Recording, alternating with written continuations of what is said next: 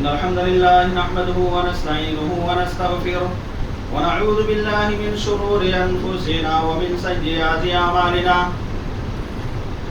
من يهده الله فلا مضل له ومن يضلله فلا هادي له وأشهد أن لا إله إلا الله وحده لا شريك له وأشهد أن محمدا عبده ورسوله يا أيها الذين آمنوا اتقوا الله حق تقاته ولا تموتن إلا وأنتم مسلمون يا أيها الناس اتقوا ربكم الذي خلقكم من نفس واحدة وخلق منها زوجها وبث منهما رجالا كثيرا ونساء واتقوا الله الذي تساءلون به والأرحام إن الله كان عليكم رقيبا يا أيها الذين آمنوا اتقوا الله وقولوا قولا سديدا يصلح لكم أعمالكم ويغفر لكم ذنوبكم ومن يطع الله ورسوله فقد فاز فوزا عظيما أما بعد فإن خير الحديث كتاب الله وخير الهدي هدي محمد صلى الله عليه وسلم وشر الأمور محدثاتها وكل محدثة بدعة وكل بدعة ضلالة وكل ضلالة في النار قال الله تبارك وتعالى في القرآن المجيد والفرقان الحميد أعوذ بالله من الشيطان الرجيم بسم الله الرحمن الرحيم كاف والقرآن المجيد بل عجبوا أن جاءهم منذر منهم فقال الكافرون هذا شيء عجيب أإذا متنا وكنا ترابا ذلك رجع بعيد قد علمنا ما تنقص الأرض منهم وعندنا كتاب حفيظ بل كذبوا بالحق لما جاءهم فهم في أمر مريج أفلم ينظروا إلى السماء فوقهم كيف بنيناها وزيناها وما لها من فروج والأرض مددناها وألقينا فيها رواسي وأنبتنا فيها من كل زوج بهيج تبصرة وذكرى لكل عبد منيب ونزلنا من السماء ماء مباركا فأنبتنا به جنات وحب الحصيد والنخل باسقات لها طلع نضيد رزقا للعباد وأحيينا به بلدة ميتا كذلك الخروج كذبت قبلهم قوم نوح وأصحاب الرس وثمود وعاد وفرعون وإخوان لوط وأصحاب الأيكة وقوم تبع كل كذب الرسل فحق وعيد أفعينا بالخلق الأول بل هم في لبس من خلق جديد قال الله تبارك وتعالى في القرآن المجيد والفرقان الحميد أعوذ بالله من الشيطان الرجيم بسم الله الرحمن الرحيم إن المنافقين يخادعون الله وهو خادعوهم وإذا قاموا إلى الصلاة قاموا كسالى يراءون الناس ولا يذكرون الله إلا قليلا وقال النبي صلى الله عليه وسلم اللهم إني أعوذ بك من الهم والحزن والعجز والكسل والبخل والجبن وضلع الدين وغلبة الرجال متفق علیہ. تمام قسم کی تعریفات و توصیفات اللہ رب العالمین کے لیے لائق و زیبا ہے،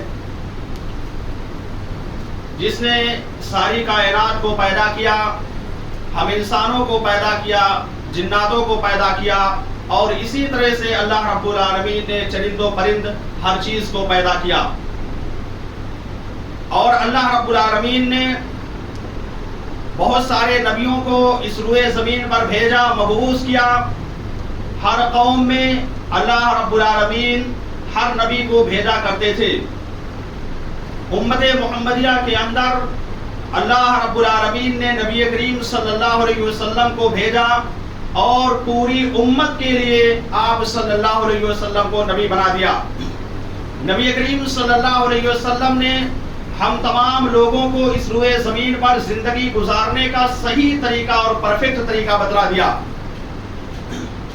اور اس روئے زمین پر ہمیں کس طرح سے رہنا ہے، کس کی عبادت کرنی ہے، ان ساری چیزوں کے بارے میں اللہ کے نبی صلی اللہ علیہ وسلم نے بیان کیا.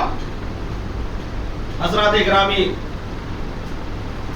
اللہ رب العالمین نے نبی کریم صلی اللہ علیہ وسلم کو بہت ساری خصوصیات سے نوازا ہے. انہی خصوصیات میں سے ایک خصوصیت یہ ہے کہ اللہ رب العالمین نے آپ کو جوامع الکلم سے نوازا ہے، یعنی آپ کی زبان سے جو کلمہ نکلتا تھا وہ بہت ہی جامع اور معنی ہوا کرتا تھا. آپ کی زبان سے نکلنے والا معمولی سا کلمہ اپنے اندر بہت سارے معانی اور مفہوم کو پرو کر کے رکھتا تھا. جیسے ہمارے یہاں ایک محاورہ ہے، یہ بولا جاتا ہے کہ دریا کو کوزے میں بند کر دینا.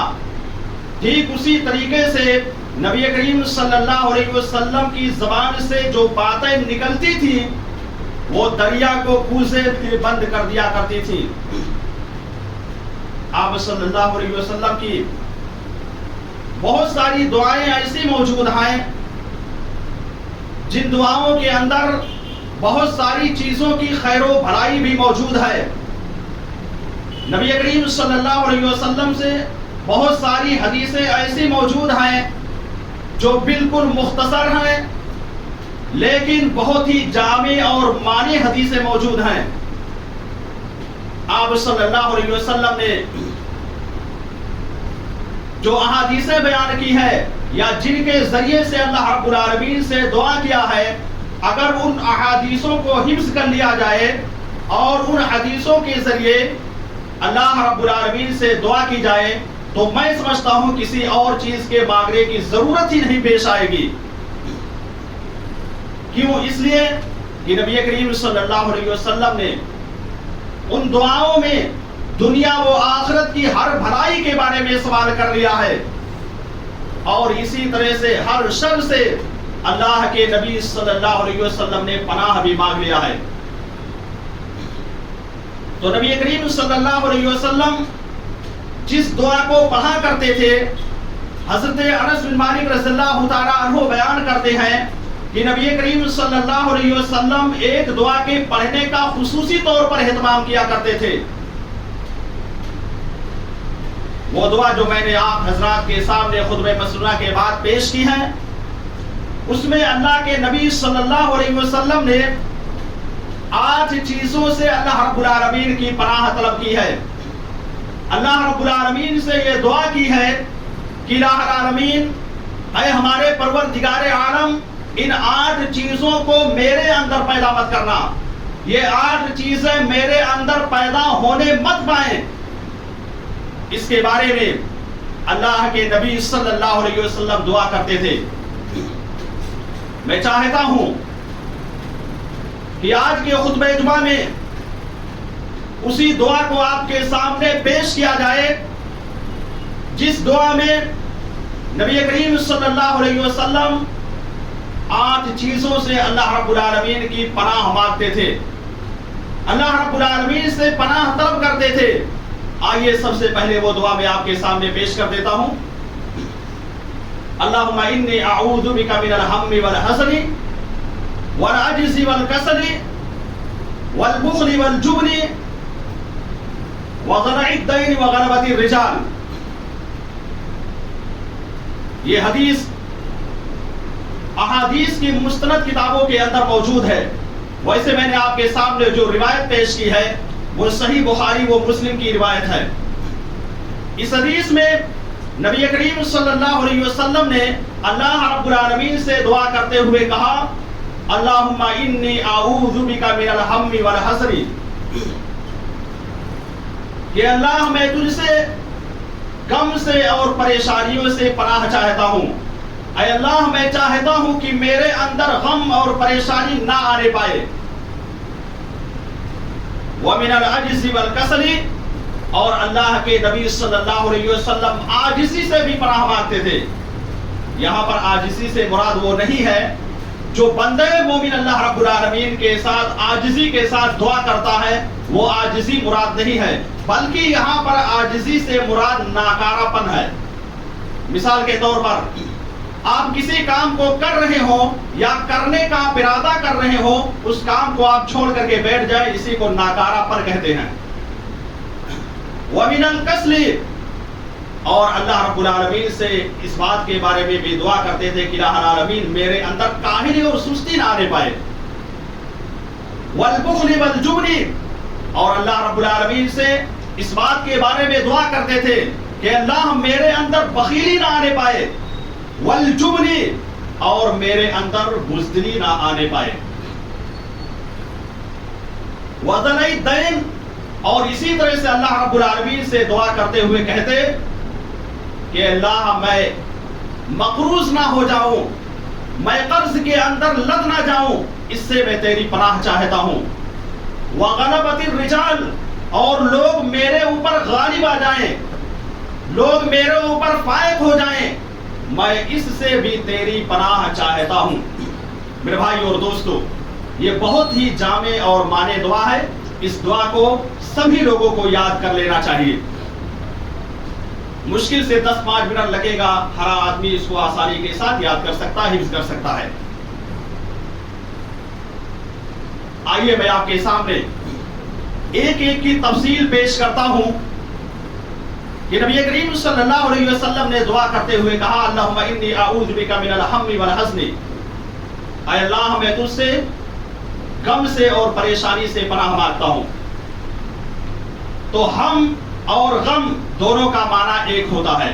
ہم کے معنی بھی تکلیف ہوتے ہیں، پریشانی ہوتی ہے، اور حزن کے معنی بھی تکلیف اور پریشانی ہوتی ہے، لیکن فرق معمولی سا ہے. ہم کا تعلق یہ پاسٹ سے ہوتا ہے اور حزن کا تعلق یہ فیوچر سے ہوتا ہے. گویا کہ جو پریشانی ہمارے اوپر لاحق تھی، جو پریشانی ختم ہو گئی، اس کو ہم کہتے ہیں، اور جو پریشانی آنے والی ہے، آنے والے وقت میں جو پریشانیاں اور جو ٹینشن اور جو غم آنے والا ہے، اس کو حزن کہتے ہیں. اللہ کے نبی صلی اللہ علیہ وسلم ان دونوں چیزوں سے اللہ رب العالمین کی پناہ مانگا کرتے تھے. اللہ رب العالمین سے یہ دعا کرتے تھے کہ اللہ تو میرے اندر غم اور حزن پیدا مت کرنا. سوال یہ پیدا ہوتا ہے کہ نبی کریم صلی اللہ علیہ وسلم آخر ان دونوں چیزوں سے پناہ کیوں مانگتے تھے؟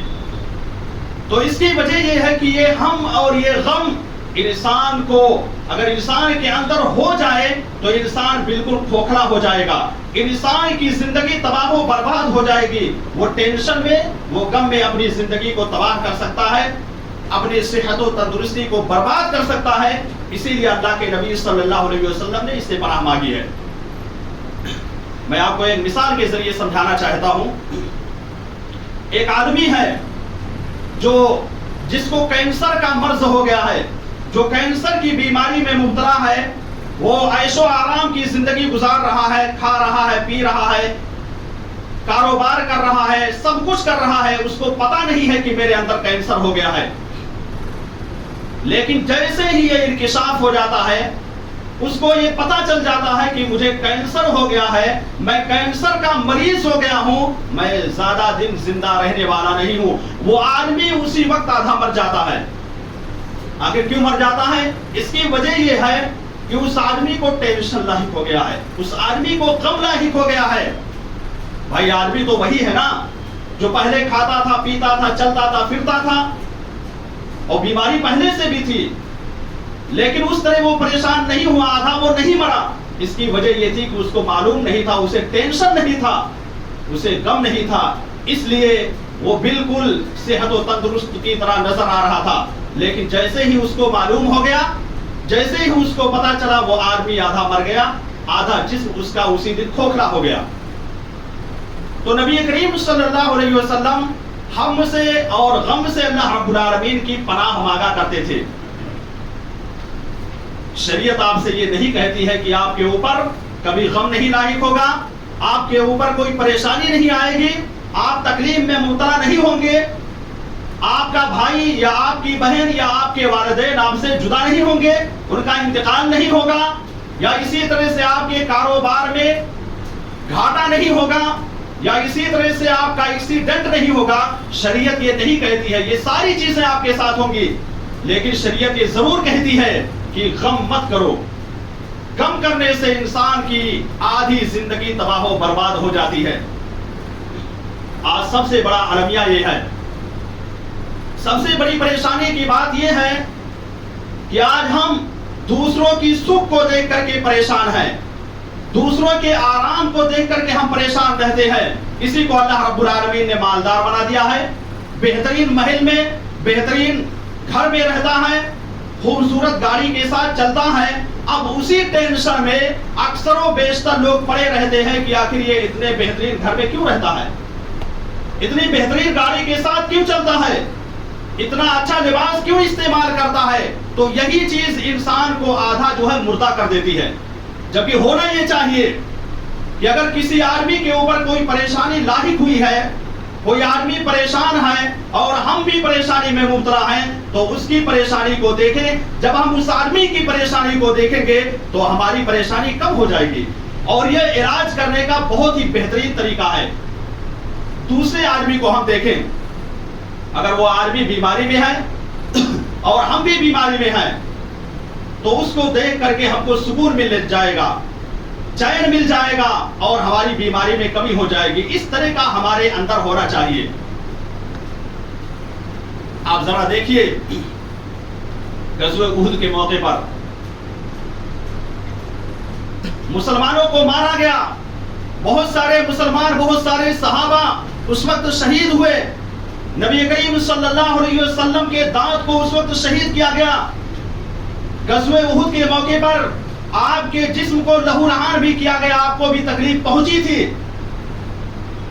اللہ رب العالمین سورہ آل عمران کے اندر کہتے ہیں کہ مسلمانوں، جو تمہیں تکلیف پہنچی ہے، جو تمہیں پریشانی پہنچی ہے، تمہارے صحابہ شہید ہوئے ہیں، تمہارے نبی جو زخمی ہوئے ہیں، فقد مس القوم کرہم مثلہ، تو ایسا نہیں ہے کہ یہ تمہارے اوپر صرف ہوا ہے۔ ابھی چند سال پہلے بدر کے مقام میں تم نے کافروں کو شکست دیا تھا، ان کو ہرایا تھا، ان میں سے بہت سارے لوگوں کو قتل کیا تھا، ان میں سے بہت سارے لوگوں کو جہنم تک پہنچایا تھا۔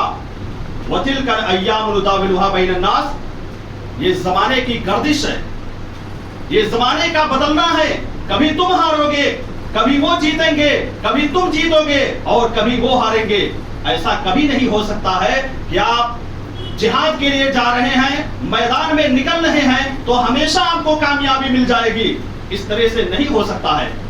کبھی آپ کو کامیابی ملے گی، کبھی دشمنان کو بھی کامیابی ملے گی، کبھی آپ فتح یاب ہوں گے، کبھی وہ فتح یاب ہوں گے، کبھی وہ کامیابی کو حاصل کریں گے۔ کسی شاعر نے کیا ہی خوب کہا ہے، گرتے ہیں شہسوار میدان جنگ میں، گرتے ہیں شہسوار میدان جنگ میں، وہ طفل کیا گرے جو گھٹنوں کے بل چلے۔ جو بچے گھٹنوں کے بل چلتے ہیں وہ تھوڑا گریں گے، جو لوگ جو شہسوار ہوتے ہیں، میدان میں لڑنے کے لیے نکلتے ہیں، وہی لوگ تو گریں گے۔ کبھی کامیابی مل سکتی ہے اور کبھی ناکام بھی ہو سکتے ہیں۔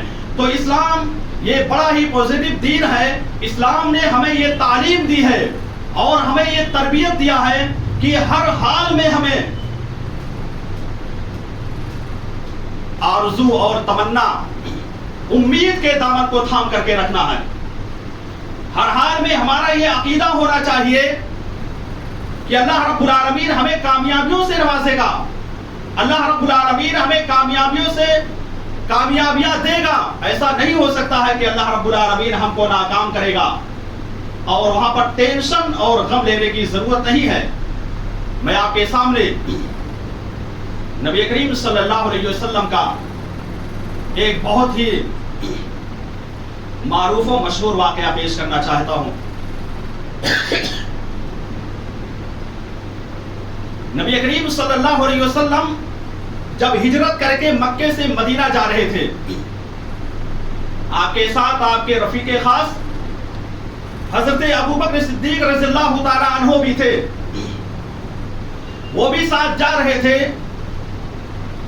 مشرکین مکہ کو جب معلوم ہوا کہ یہاں سے ہجرت کر کے نبی کریم صلی اللہ علیہ وسلم اور حضرت ابو بکر صدیق رضی اللہ تعالی عنہ جا رہے ہیں، تو حضرت ابو بکر صدیق رضی اللہ تعالی عنہ اور نبی کریم صلی اللہ علیہ وسلم ایک غار میں جا کر کے چھپ جاتے ہیں۔ مشرکین مکہ نے باقاعدہ انعام رکھ دیا کہ اگر کوئی محمد رسول اللہ صلی اللہ علیہ وسلم کو اور آپ کے صحابہ اور آپ کے ابو بکر صدیق رضی اللہ تعالی عنہ کو پکڑ کر کے لاتا ہے تو اس کو 100 اونٹ دیا جائے گا۔ جب یہ انعام کا اعلان کیا گیا تو مشرکین مکہ تلاش کرنے کے لیے پاگلوں کی طرح پھیل گئے اور غار ثور تک پہنچ گئے۔ غار ثور کے پاس پہنچنے کے بعد حضرت ابو بکر صدیق رضی اللہ تعالی عنہ نے ان کو دیکھ لیا اور کہا، ٹینشن میں ہو گئے، کہا کہ اللہ کے نبی صلی اللہ علیہ وسلم لو نظر احدهم قدميه لابصرنا، کہ نبی کریم صلی اللہ علیہ وسلم اگر یہ لوگ نیچے کی طرف دیکھیں تو ہم کو دیکھ لیں گے اور ہم لوگ پکڑ لیے جائیں گے، اور ہمارا جو منصوبہ بنا ہوا ہے، جو ہمارا پلان بنا ہوا ہے، ہمارا جو ٹارگٹ ہے، ہم اس ٹارگٹ کو منصوبے کو پورا نہیں کر پائیں گے، ہجرت کا سارا پلان ہمارا دھرا کا دھرا رہ جائے گا۔ نبی کریم صلی اللہ علیہ وسلم نے اس وقت ابو بکر صدیق رضی اللہ تعالی عنہ کو بہت ہی بہترین جواب دیا تھا۔ وہ جواب ایسا تھا کہ اللہ رب العالمین نے اس کو قرآن مجید کے اندر سورۃ التوبہ کے اندر ذکر کر دیا۔ کیا کہا؟ لا تحزن ان اللہ معنا، اے ابو بکر تم غم مت کرو، اے ابو بکر تم فکر مت کرو، ان اللہ معنا، اللہ رب العالمین ہمارے ساتھ ہے، ہمیں ضائع و برباد نہیں کر سکتا ہے۔ ہم نے جو پلان کیا ہے، ہم نے جو ارادہ کیا ہے، اس ارادے میں اللہ رب العالمین ہم کو کامیاب کرے گا۔ یہ بہت ہی بہترین جواب نبی کریم صلی اللہ علیہ وسلم کا تھا۔ اس جواب کو ہمیں بھی اپنے دل و دماغ کے اندر بٹھانا چاہیے۔ اگر کسی جگہ ہم پریشانی میں مبتلا ہو جائے تو فوراً اللہ رب العالمین کو یاد کرنا چاہیے، اور نبی کریم صلی اللہ علیہ وسلم نے جو ابو بکر صدیق رضی اللہ تعالی عنہ سے کہا تھا اس کو بھی یاد کرنا چاہیے۔ میرے بھائی اور دوستو، غم اور ٹینشن انسان کو برباد کر دیتے ہیں۔ غم اور ٹینشن کی وجہ سے انسان کی زندگی کم ہو جاتی ہے، انسان کھوکھلا ہو جاتا ہے، اس کا جسم جو ہے مردہ کی طرح ہو جاتا ہے۔ اس لیے ہمیں غم اور ٹینشن نہیں کرنا چاہیے۔ جو بھی پریشانی اگر ہمارے اوپر آ رہی ہے، جو بھی دقت ہمارے اوپر آ رہی ہے، ان پریشانیوں اور ان دقتوں کو سامنے رکھتے ہوئے ہمیں یہ کہنا چاہیے کہ اللہ رب العالمین کی طرف سے ہوئی ہے۔ اللہ رب العالمین نے ہمارے مقدر میں لکھا تھا، تبھی تو یہ پریشانی ہمیں ہوئی ہے۔ میرے بھائی اور دوستو، گرچہ ہمارے اوپر اتنی پریشانیاں موجود ہیں، گرچہ ہم مصیبتوں میں پریشانیوں میں جھیل رہے ہیں، اللہ رب العالمین کی اتنی نعمتیں ہمارے پاس موجود ہیں، اللہ رب العالمین نے اتنی نعمتوں سے ہمیں نواز رکھا ہے کہ ہم ان نعمتوں کو شمار نہیں کر سکتے ہیں، ان نعمتوں کو ہم گن نہیں سکتے ہیں۔ رب العالمین نے قرآن مجید کے اندر فرمایا، وَإِن تَعُدُّوا نِعْمَةَ اللَّهِ لَا تُحْصُوهَا، کہ تم اللہ رب العالمین کی نعمتوں کو شمار نہیں کر سکتے ہو۔ اللہ رب العالمین کی نعمتوں کو اگر تم گننا چاہو تو ان نعمتوں کو گن نہیں سکتے ہو۔ اتنی نعمتیں اللہ رب العالمین کی ہمارے پاس موجود ہیں۔ اسی لیے صحیح مسلم کی روایت میں اللہ کے نبی صلی اللہ علیہ وسلم نے بیان کیا، فرمایا کہ اللہ رب العالمین، اللہ کے نبی صلی اللہ علیہ وسلم نے حکم دیا، انظروا الی من هو اسفل منکم ولا تنظروا الی من هو فوقکم، کہ تم ہمیشہ اپنے سے نیچے کو دیکھ کر کے چلو، اپنے سے کمزور لوگوں کو دیکھو، اپنے سے جو غریب لوگ ہوں ان کو دیکھ کر کے چلو، ولا تنظروا الی من هو فوقکم، اور اپنے سے بڑے لوگوں کو دیکھنے کی کوشش مت کرو۔ اپنے سے بڑے لوگوں کو مت دیکھو. اس کی وجہ بھی اللہ کے نبی صلی اللہ علیہ وسلم نے بیان کی فَإِنَّهُ أَجْدَرُ أَلَّا تَجْدَرُوا نِعْمَةَ اللَّهِ عَلَيْكُمْ کہ اگر تم کمزور لوگوں کو دیکھو گے جن کے پاس رہنے کے لیے بہترین مکان نہیں ہے, جن کے پاس گاڑیاں موجود نہیں ہیں, جو بہت کم کماتے ہیں, اگر اس طرح سے دیکھ کر چلو گے تو تم اللہ رب العالمین کی نعمتوں کی ناشکری نہیں کرو گے, تم اللہ رب العالمین کی نعمتوں کا شکر ادا کرو گے. میرے بھائی اور دوستو, آج ہمارے اوپر کوئی پریشانی آ جاتی ہے, کسی پریشانی میں ہم مبتلا ہو جاتے ہیں, فوراً اللہ رب العالمین پر انگلی اٹھانے لگتے ہیں, اللہ رب العالمین پر سوال اٹھانے لگتے ہیں, اللہ رب العالمین کے بارے میں بدگمانی کرنے لگتے ہیں. میرے بھائی اور دوستو, اللہ رب العالمین کے بارے میں بدگمانی ہمیں نہیں رکھنا چاہیے, اللہ رب العالمین کے بارے میں ہمیں سوال نہیں اٹھانا چاہیے. جیسا ہم اللہ رب العالمین کے ساتھ گمان رکھیں گے, جس طرح سے ہم اللہ رب العالمین کے ساتھ سوچ رکھیں گے, ٹھیک اللہ رب العالمین ہمارے ساتھ اسی طرح کی سوچ اور اسی طرح کا برتاؤ بھی کرے گا. تو اللہ کے نبی صلی اللہ علیہ وسلم غم سے اور تکلیف سے اللہ رب العالمین کی پناہ مانگتے تھے. اس لیے ہمیں اور آپ کو بھی غم سے, تکلیف سے, ٹینشن سے اللہ رب العالمین کی پناہ مانگنی چاہیے. تیسری چیز والعجزی والکسلی, تیسری اور چوتھی چیز, عاجزی سے بھی اللہ کے نبی صلی اللہ علیہ وسلم پناہ مانگتے تھے. عاجزی کا مطلب یہ ہے ناکارہ پن سے, یعنی ہم کسی کام کو کرنے سے پہلے بیٹھ جائیں یا کسی کام کو کرنے سے پہلے یہ سوچیں کہ ہم یہ کام نہیں کر سکتے ہیں. میرے بھائی اور دوستو, مومن ایک آدمی مومن ہو جس کا ایمان اللہ رب العالمین پر ہے, جو نبی کریم صلی اللہ علیہ وسلم کو اپنا نبی مانتا ہے, شریعت کے مطابق عمل کرتا ہے, اس کی ڈکشنری میں امپاسبل کا لفظ نہیں ہونا چاہیے. ہم امپاسبل ہمارے اندر تو پہلے بھی نہیں تھا جب ہم 313 تھے اور ہمارا مقابلہ 1000 سے ہو رہا تھا. وہ 313 جن کے پاس لڑنے کے لیے ہتھیار موجود نہیں تھا, جن کے پاس ساز و سامان موجود نہیں تھا, ان کو طریقہ بھی نہیں معلوم تھا کہ کس طرح سے جنگ کرنا ہے, اس وقت بھی ہم امپاسبل میں نہیں تھے. ہمارا جذبہ تھا, ہمارا حوصلہ تھا کہ ہم ان سے لڑائی کریں گے, ان سے جہاد کریں گے اور کامیابی ملے گی. صحابہ کرام رضوان اللہ علیہم اجمعین اور نبی کریم صلی اللہ علیہ وسلم اللہ رب العالمین سے دعا کرتے ہیں. اللہ رب العالمین سے دعا کرتے ہوئے کہتے ہیں کہ اللہ تو میری مدد فرما. اللہ کے نبی صلی اللہ علیہ وسلم نے رو رو کر کے, گڑ گڑا کر کے اللہ رب العالمین سے یہ دعا کی تھی کہ الہ العالمین اگر آج تو میری مدد نہیں کرے گا, اگر ہم لوگوں کو کامیابی سے نہیں نوازے گا, تو یاد رکھنا آج کے بعد اس روئے زمین پر تیری عبادت و بندگی نہیں ہوگی. اللہ رب العالمین نے نبی کریم صلی اللہ علیہ وسلم کی دعا کو سن لیا. سننے کے بعد اپنے فرشتوں کو نازل کر دیا اور وہاں پر مسلمانوں کو کامیابی مل گئی. تو پتہ یہ چلا کہ ہمیں ناکارے پن سے اللہ رب العالمین کی پناہ مانگنی چاہیے. اللہ کے نبی صلی اللہ علیہ وسلم بیان کرتے ہیں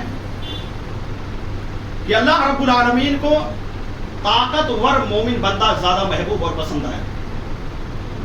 اللہ رب العالمین کو جو طاقتور انسان ہے وہ زیادہ محبوب ہے. اب طاقت کے اندر بہت ساری چیزیں داخل ہو گئی.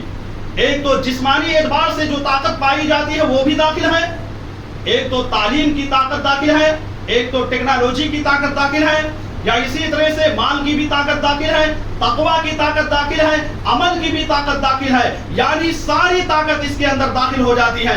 تو اللہ رب العالمین کو سب سے زیادہ محبوب وہی آدمی ہے جو کبھی ہو, مضبوط ہو. آگے آپ نے صحیح مسلم کی روایت میں بیان کیا وفی کل خیر, کہ بھلائی تو کمزور کے اندر بھی ہے. کمزور آدمی بھی کچھ کارنامہ انجام دے سکتا ہے, لیکن اللہ کو کیوں سب سے زیادہ طاقتور انسان پسند ہے؟ اس کی وجہ یہی ہے کہ اللہ رب العالمین طاقتور آدمی سے محبت کرتا ہے. جتنا وہ طاقتور آدمی کام کر سکتا ہے اتنا کمزور آدمی نہیں کر سکتا ہے. اور آپ صلی اللہ علیہ وسلم نے بیان کیا احرص علی ما ينفعک, کہ تم اس چیز کے لیے زیادہ حریص ہو جاؤ, اس چیز کی لالچ اپنے اندر پیدا کر لو جو تمہارے لیے زیادہ فائدہ مند ہو, جو تمہاری دنیا اور آخرت کو بنا سکتی ہو, اس چیز کا جذبہ اپنے اندر پیدا کر لو. اور آپ نے یہ بھی بیان کیا آگے ولا تعجز، اور اپنے آپ کو عاجز مت سمجھو، اپنے آپ کو ناکارہ پن میں شمار مت کرو، اپنے آپ کے بارے میں یہ نہ سوچو کہ ہم یہ نہیں کر سکتے ہیں۔ آپ نے آگے بیان کیا وستعین باللہ، اور اللہ رب العالمین سے مدد مانگو، اللہ رب العالمین مدد کرے گا۔ تو پتہ یہ چلا کہ ہمیں حلال چیزوں کے ذریعے سے اللہ رب العالمین کی مدد مانگنی چاہیے اور حرام چیزوں سے بچنے کی کوشش کرنی چاہیے۔ اور یہ ہم کو نہیں کہنا چاہیے اگر کوئی مصیبت یا کوئی پریشانی آ جائے تو اس میں ہم کو یہ نہیں کہنا ہے کہ اگر میں ایسا کر لیتا تو ایسا ہو جاتا، اگر میں اس طرح کا کام نہیں کرتا تو یہ معاملہ میرے ساتھ پیش نہیں آتا، اگر میں گاڑی اس طرح چلاتا تو میرے ساتھ ایکسیڈنٹ نہیں ہوتا، اگر میں اپنے مال کو فلاں آدمی کو نہ دیا ہوتا، اس آدمی کے ہاتھ سے نہ بیچا ہوتا تو میرے مال میں خسارہ نہیں ہوتا، نقصان نہیں ہوتا۔ اس طرح کی چیزیں ہمیں اپنے اندر پیدا نہیں کرنا ہے، بلکہ اگر ہمارے مال میں خسارہ ہو جاتا ہے، ہمارے مال میں نقصان ہو جاتا ہے، اگر ایکسیڈنٹ ہو جاتا ہے یا کوئی پریشانی آ جاتی ہے تو فوراً ہمیں یہ کہہ دینا قدر اللہ وما شاء فعل، جو اللہ رب العالمین نے تقدیر میں لکھا تھا، جو ہمارے مقدر میں اللہ رب العالمین نے لکھ رکھا تھا وہ ہو گیا ہے، بات ختم۔ لیکن اس طرح سے نہیں کہنا چاہیے کہ ایسا کر لیتا تو ایسا ہو جاتا، ویسا کر لیتا تو ایسا ہوتا۔ یہ ساری چیزیں اگر مگر یہ ساری چیزیں نہیں آنی چاہیے۔ اللہ کے نبی صلی اللہ علیہ وسلم بیان کرتے ہیں کہ اگر مگر لو، یہ ساری چیزیں شیطان کی جانب سے ہوتی ہے، یہ شیطانی وسوسہ ہوتا ہے، شیطان انسان کے اندر وسوسہ ڈالتا ہے اور اس وسوسے کے ذریعے انسان اگر مگر کہنے لگتا ہے۔ اسی طرح سے اللہ کے نبی صلی اللہ علیہ وسلم کاہلی سے بھی پناہ مانگتے تھے۔ کاہلی کا مطلب سستی ہوتا ہے، کسی کام کو کرنے سے پہلے تھک جانا، یا کوئی کام کرنا تو آدھا ادھورا کرنا، آدھا چھوڑ دینا، پورا کام نہ کرنا۔ اس چیز سے بھی اللہ کے نبی صلی اللہ علیہ وسلم پناہ مانگتے تھے۔ صحیح مسلم کی روایت ہے ان اللہ یحب عملا اتقنہ، کہ اللہ رب العالمین پائیدار کام کو پسند کرتا ہے، مضبوط کام کو پسند کرتا ہے، پرفیکٹ کام کو پسند کرتا ہے۔ جو کام مکمل ہو جاتا ہے اسی کام کو اللہ رب العالمین پسند کرتا ہے، آدھے ادھورے کام کو اللہ رب العالمین پسند نہیں کرتا ہے۔ اور یہ کاہلی سستی یہ کس کی علامت ہے؟ آپ ذرا سمجھنے کی کوشش کیجیے۔ کاہلی اور سستی یہ منافقین کی علامت ہے۔ رب العالمین نے قرآن مجید کے اندر بیان کیا سورہ نساء کے اندر ان المنافقین یخادعون اللہ وهو خادعهم، یہ منافق سمجھتے ہیں کہ اللہ رب العالمین کو ہم نے دھوکے میں ڈال رکھا ہے، حالانکہ اللہ رب العالمین نے ان کو دھوکے میں ڈال رکھا ہے۔ یراؤون الناس ولا یذکرون اللہ الا قلیلا، یہ صرف دکھانے کے لیے نماز پڑھتے ہیں اور یہ اللہ رب العالمین کا ذکر و اذکار بہت کم کرتے ہیں۔ اسی لیے اللہ رب العالمین نے کہا کہ یہ منافقین ہیں، یہ منافقوں کی صفت ہے، یہ کاہلی اور سستی سے کام لیتے ہیں۔ اسی لیے نبی کریم صلی اللہ علیہ وسلم نے ایک حدیث میں بیان کیا کہ جو لوگ فجر کی نماز میں اٹھتے ہیں، جماعت کے ساتھ آ کر کے نماز ادا کرتے ہیں، تو جماعت کے ساتھ نماز پڑھنے کی وجہ سے وہ بالکل ایکٹیو رہتے ہیں، بالکل فرت رہتے ہیں، گویا کہ فجر کی نماز ان کو ایکٹیو بنا دیتی ہے، ان کے اندر فرتی پیدا ہو جاتا ہے، وہ چست اور فرت رہتے ہیں، ہر کام کو آسانی کے ساتھ کر لے جاتے ہیں۔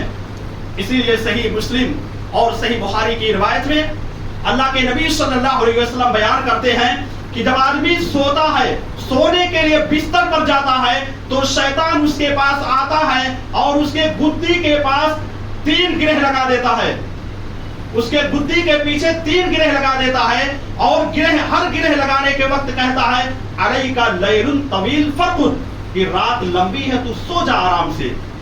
تینوں گرہ لگانے کے وقت، تینوں گاٹھ لگانے کے وقت وہ یہی کہتا ہے علیک لیل طویل فرقد، تو آرام سے سو جا، رات تو بہت لمبی ہے۔ لیکن جو بندہ مومن ہوتا ہے، جس کو فجر کی نماز جماعت کے ساتھ پڑھنا ہوتا ہے، وہ یہ سوچ کر کے سوتا ہے کہ ہم کو فجر کی جماعت میں حاضر ہونا ہے، جیسے ہی ٹائم ہوتا ہے وہ فوراً بیدار ہو جاتا ہے، اور بیدار ہونے کے بعد سو کر اٹھنے کی جو دعا ہے الحمدللہ الذی احیانا بعد ما اماتنا والیہ النشور، اس دعا کے پڑھنے کا جب اہتمام کرتا ہے تو اس کا ایک گرہ کھل جاتا ہے، اور جب وہ باوضو ہو جاتا ہے, وضو بنا کر کے فارغ ہو جاتا ہے, تب اس کا دوسرا گرہ بھی کھل جاتا ہے. اور جب نماز پڑھ کر کے وہ آدمی فارغ ہوتا ہے تو تینوں گرہ اس کا کھل جاتا ہے. گویا وہ آدمی بالکل فٹ ہو جاتا ہے. اس کے بعد اس کے اندر کاہلی اور سستی نہیں آ سکتی ہے. اسی لیے نبی کریم صلی اللہ علیہ وسلم نے بیان کیا کہ جو آدمی فجر کی نماز میں حاضر ہو جاتا ہے وہ بالکل نشیط ہو جاتا ہے, فرتیلا ہو جاتا ہے. لیکن اس کے برعکس جو آدمی فجر کی نماز میں حاضر نہیں ہوتا ہے وہ بالکل کاہل ہو جاتا ہے, بالکل سست ہو جاتا ہے. دن بھر اس کے اندر سستی اور کاہلی چھائی رہتی ہے. ایسا لگتا ہے کہ کسی نے اس کو مارا ہے منہ پر اور منہ بنا کر کے بیٹھا ہوا ہے. اس کی وجہ کیا ہے؟ وجہ یہی ہے کہ اس نے فجر کی نماز جماعت کے ساتھ ادا نہیں کی ہے. اس لیے میرے بھائیو اور دوستو, کہنے کا مقصد یہ ہے کہ آپ جماعت کے ساتھ نماز آ کر کے پڑھو, کاہلی اور سستی مت کرو. کاہلی اور سستی سے نبی کریم صلی اللہ علیہ وسلم نے اس دعا میں پناہ مانگی ہے. اسی طرح سے والبخل والجبن, آپ صلی اللہ علیہ وسلم بخیلی سے بھی اللہ رب العالمین کی پناہ مانگتے تھے. آئیے سمجھنے کی کوشش کرتے ہیں کہ بخیلی کسے کہتے ہیں. بخیلی کہتے ہیں آپ کے پاس مال موجود ہے, آپ کو اللہ رب العالمین نے مال سے نواز رکھا ہے, ہر طرح کی چیزیں آپ کے پاس موجود ہیں, آپ اس مال کو اپنے اوپر بھی نہیں خرچ کرتے ہیں, اپنے بال بچوں کے اوپر بھی نہیں خرچ کرتے ہیں, یا دینی معاملات میں بھی آپ اپنے مال کو خرچ نہیں کرتے ہیں. اسی کو بخیلی کہتے ہیں. اور یہ بخیلی کس کی صفت ہے؟ اللہ رب العالمین نے بیان کیا کہ یہ بخیلی یہودیوں کی صفت ہے. یہودی لوگ بخیلی کرتے تھے. رب العالمین نے قرآن مجید کے اندر بیان کیا کہ یہ لوگ مال کے حریص ہوتے تھے, مال کے لالچ ہوتے تھے.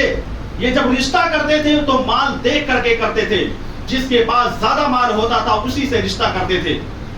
اور عیسائیوں کے بارے میں اللہ کے نبی نے فرمایا کہ یہ خوبصورتی کو دیکھ کر کے کرتے تھے. تو پتہ یہ چلا کہ ہم کو بخیلی اور کنجوسی نہیں کرنا ہے. اگر ہم بخیلی اور کنجوسی کریں گے تو ہمارا شمار جو ہے نعوذ باللہ انہی کے قسموں میں ہو سکتا ہے. اس لیے اگر اللہ نے مال دیا ہے تو ہم اپنے اوپر خرچ کریں, اپنی اولاد کے اوپر خرچ کریں, اپنے گھر بار والوں کے اوپر خرچ کریں, اور اللہ رب العالمین کی راہ میں بھی خرچ کریں. بہت ساری دلیلیں موجود ہیں جن سے یہی پتہ چل جاتا ہے کہ ہم کو اپنے اوپر خرچ کرنا چاہیے.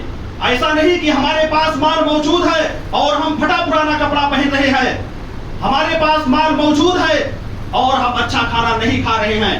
کوئی آ کر کے یہ بھی آپ سے کہہ سکتا ہے کہ بھائی ہم خاکساری دکھا رہے ہیں, تو شریعت آپ سے اس طرح کا مطالبہ نہیں کرتی ہے کہ آپ کے پاس مال موجود ہے اور آپ بالکل فقیر کی طرح بنے رہیں. میں آپ کے سامنے نبی کریم صلی اللہ علیہ وسلم کے ایک صحابی کا واقعہ بیان کرنا چاہتا ہوں, مالک ابن نزلہ رضی اللہ تعالیٰ عنہ.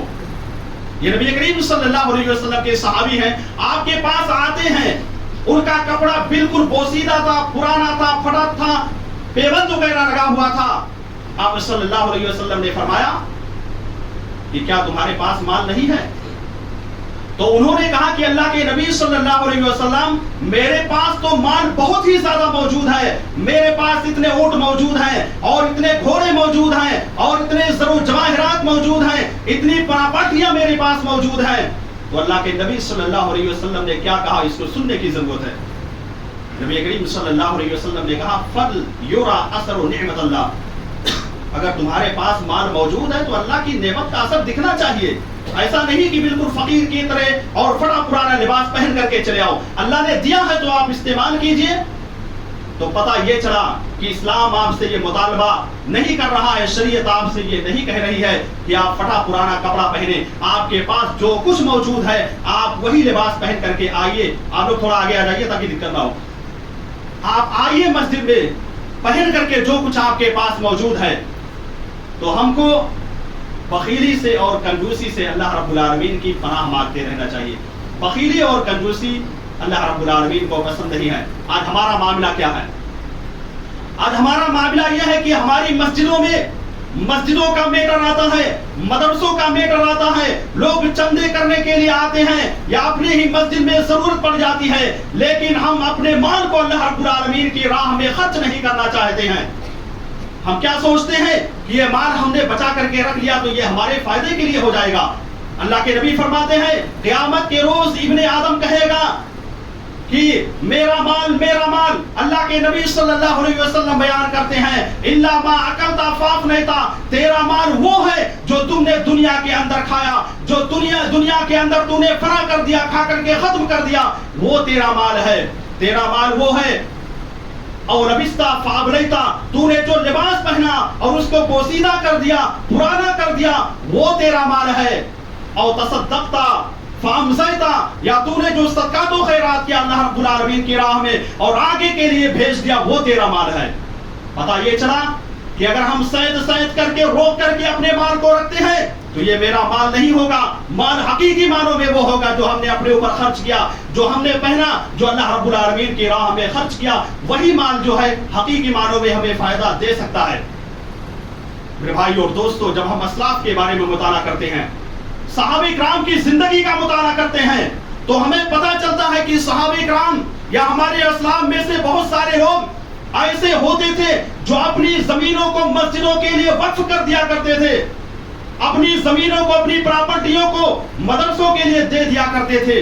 آج ہم میں سے 100 میں مشکل سے 1% بھی لوگ ایسے ملیں گے جو اللہ رب العالمین کی راہ میں دینے کے لیے تیار ہو جائے۔ 99% لوگ ایسے موجود ہیں جو اپنی زمین کو مسجد اور مدرسے میں دینے کے لیے تیار نہیں ہوتے ہیں۔ وہ یہی سوچتے ہیں کہ اگر میں نے دے دیا تو یہ ختم ہو جائے گا، جبکہ ایسی بات نہیں ہے۔ آپ صحابہ کرام کے بارے میں دیکھیے، صحابہ کرام کے سامنے اللہ کے نبی صلی اللہ علیہ وسلم جب اعلان کرتے تھے، کسی چیز کی ضرورت پڑتی تھی تو صحابہ کرام اپنے مال کو بے دریغ اللہ رب العالمین کی راہ میں خرچ کرتے تھے۔ اور صرف صحابہ کرام ہی نہیں بلکہ خواتین کے اندر جو صحابیات موجود تھی، جیسے ہی اعلان ہوتا تھا اپنی انگوٹھیاں نکال کر کے دے دیا کرتی تھی، اپنے زیورات کو دے دیا کرتی تھی۔ اور ان سارے لوگوں نے کس سے سیکھا تھا؟ نبی کریم صلی اللہ علیہ وسلم سے سیکھا تھا۔ نبی کریم صلی اللہ علیہ وسلم سے یہ درس حاصل کیا تھا۔ نبی کریم صلی اللہ علیہ وسلم بہت ہی زیادہ سخی تھے، سخاوت کے ساتھ اپنے مال کو خرچ کیا کرتے تھے۔ اپنے مال کو اگر کوئی مانگنے والا آ جاتا تھا تو بالکل آپ لا نہیں کرتے تھے۔ حسان بن ثابت رضی اللہ تعالیٰ عنہ نبی کے بارے میں گواہی دیتے ہوئے کہتے ہیں کہ میرے نبی نے زندگی میں کبھی لا نہیں کہا، کبھی انکار نہیں کیا، صرف ایک جگہ آپ لا کہتے تھے۔ کہاں؟ جب تشہد میں بیٹھتے تھے، اشہد ان لا الہ الا اللہ، یہاں پر لا کہتے تھے۔ حسان بن ثابت کہتے ہیں کہ اگر یہ تشہد نہ ہوتا تو میرے نبی کبھی زندگی میں لا ہی نہیں کہتے، گویا کہ نبی کریم صلی اللہ علیہ وسلم صرف یہاں پر لا کہتے تھے۔ یہ میرے نبی کریم صلی اللہ علیہ وسلم کی سخاوت تھی، یہ دریا دلی تھی۔ آپ اپنے مال کو کس طرح سے اللہ رب العالمین کی راہ میں خرچ کیا کرتے تھے۔ اس لیے ہمیں اور آپ کو بھی اللہ رب العالمین کی راہ میں زیادہ سے زیادہ مال کو خرچ کرنا چاہیے، بخیلی اور کنجوسی نہیں کرنا چاہیے۔ آج ہماری زکوٰۃ کا معاملہ بہت ہی گڑبڑ ہے۔ رمضان کے مہینے میں چندہ لینے کے لیے لوگ آتے رہتے ہیں۔ اگر ہم نے 2002 میں 100 روپیہ لکھا دیا ہے تو 2022 میں بھی 100 روپیہ دینے کے لیے تیار ہیں۔ میرے بھائی اور دوستو، یہ زکوٰۃ دینے کا طریقہ نہیں ہے۔ اگر ہم 100 دے رہے تھے تو آج ہم کو بڑھا کر کے اللہ رب العالمین کی راہ میں دینا چاہیے۔ اسی طرح سے زیادہ سے زیادہ مال کو اللہ رب العالمین کی راہ میں زکوٰۃ کے نام پر دیتے رہنا چاہیے۔ تو یہ سب سے بڑی کمی ہمارے اندر پائی جا رہی ہے۔ اس کمی کو، بخیلی کو، کنجوسی کو ہمیں دور کرنا چاہیے۔ اسی طرح سے اللہ کے نبی صلی اللہ علیہ وسلم قرضے سے بھی پناہ مانگتے تھے، یعنی اس چیز سے پناہ مانگتے تھے کہ اللہ میرے پاس اتنا رہے کہ مجھ کو کسی اور سے لینے کی ضرورت ہی نہ پیش آئے۔ اس کے بارے میں بھی اللہ رب العالمین سے ہمیں اور آپ کو پناہ مانگتے رہنا چاہیے۔ وغلبۃ الرجال، اور لوگوں کے غلبے سے بھی پناہ مانگنا چاہیے کہ لوگ میرے اوپر غالب آ جائیں، مجھ پر فوقیت حاصل کر لے جائیں اور مجھ کو دبا دے لیں۔ اس سے بھی ہمیں اللہ رب العالمین سے پناہ مانگنا چاہیے، جیسا کہ اللہ کے نبی صلی اللہ علیہ وسلم پناہ مانگا کرتے تھے۔ تو یہ 8 چیزیں ہیں، ان 8 چیزوں سے اللہ کے نبی صلی اللہ علیہ وسلم پناہ مانگتے تھے۔ ہم سے یعنی غم سے، پریشانی سے، کنجوسی سے، بخیلی سے، اور اسی طرح سے کاہلی سے، اور اسی طرح سے قرض سے، اور اسی طرح سے لوگ میرے اوپر غالب آ جائیں، اس سے بھی اللہ کے رسول صلی اللہ علیہ وسلم پناہ مانگتے تھے۔ یہ بہت ہی جامع دعا ہے، اس لیے ہم سبھی لوگوں کو اس دعا کو یاد کر لینا چاہیے اور ہر وقت اللہ رب العالمین سے ہمیں دعا کرتے رہنا چاہیے۔ اللہ رب العالمین سے دعا کرتا ہوں کہ الہ العالمین ہم تمام لوگوں کو اس حدیث کو یاد کرنے کی توفیق عطا فرما۔ الہ العالمین ہم تمام لوگوں کو اس حدیث کے مطابق زندگی گزارنے کی توفیق عطا فرما۔ الہ العالمین تو ہمارے اندر سے بخیلی اور کنجوسی کو دور کر دے۔ الہ العالمین ہمارے اندر سے کاہلی اور سستی کو دور کر دے۔ الہ العالمین ہمیں زیادہ سے زیادہ اللہ رب العالمین کی راہ میں صدقات و خیرات کرنے کی توفیق عطا فرما۔ آمین وآخر دعوانا ان الحمد للہ رب العالمین۔